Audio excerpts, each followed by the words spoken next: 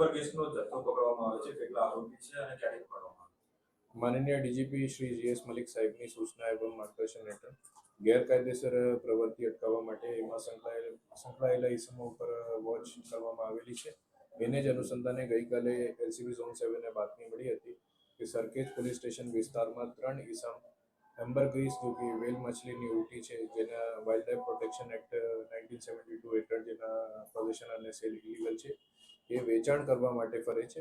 એ જ ઇન્ફોર્મેશન આધારે એક રેડ પડી હતી અને એ દરમિયાન 3 ઇસમોની ધરપકડ કરેલી હતી. એમાં દર્શન રૂપાભાઈ સાબળ, જેની ઉંમર 24 વર્ષની છે અને BA 3rd યરના સ્ટુડન્ટ છે. બીજા વિશ્વરાજ ગિરિરાજસિંહ ચુડાસમા છે, જેની ઉંમર 27 વર્ષની છે અને 2nd યર LLBના સ્ટુડન્ટ છે. અને ત્રીજા વીરપાલસિંહ ગફુરભાઈ રાઠોડ છે, જેની ઉંમર 25 વર્ષની છે અને BCom સુધી ભણેલા છે. એની ઝડપી દરમિયાન 1 કિલો 823 ગ્રામના એમ્બરગ્રીસના જથ્થા પકડવામાં આવેલ છે, જેની માર્કેટ વેલ્યુ 1 કરોડ 82 લાખ અને 30,000 રૂપિયા છે અને એક મોબાઈલ પણ રિકવર થયેલા છે.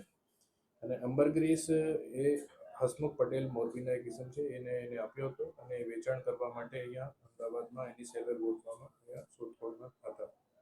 એમ્બરગ્રીસ જો મટીરિયલ છે એ સ્પર્મ વેલ કરીને એક વેલ મછલીની પ્રજાતિ છે, એના ઇન્ટેસ્ટાઇનમાંથી ઉત્પન્ન થયેલ છે અને એ પરફ્યુમ ઇન્ડસ્ટ્રીમાં એઝ અ ફિક્સેટિવ, જે સ્મેલના ટાઈમ વધારવા માટે એનો ઉપયોગ થાય છે અને એ ખૂબ જ કિંમતી છે અને બ્લેક માર્કેટમાં એની ઘણી વેલ્યુ છે.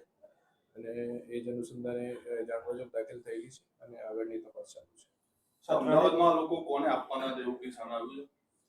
એ સેલર અત્યારે એની શોધખોળ ચાલુ જ હતી અને કોઈ સેલરના બધા કોન્ટેક્ટ કરતા હતા અને અત્યારે કોઈ એને ફિક્સ નથી હતા કે કોને આપવાનું છે.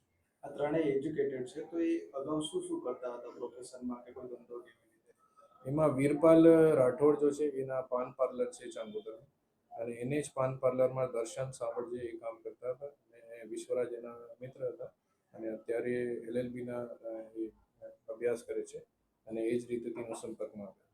આ લોકો આ જે છે એક્ઝેક્ટ ક્યાંથી લાવ્યા હતા, કેટલાની આ લોકો ખરીદી કરી હતી કે કેટલામાં વેચવાના હતું એવું કંઈ અત્યારે સામે? મોરબીના જો માણસ છે જેની ધરપકડ અત્યારે બાકી છે, હસમુખ પટેલ, એને એ આપ્યા હતા કે તમે પહેલે વેચી લો અને વેચાણ પછી જો પણ એમાં માલ મળશે એને આપણે ડિસ્ટ્રીબ્યુશન કરશે, એની નક્કી થયેલું હતું. સર, ડિસ્ટ્રીબ્યુશન બધાનું કેટલાનું નક્કી થયું હતું કે સામે?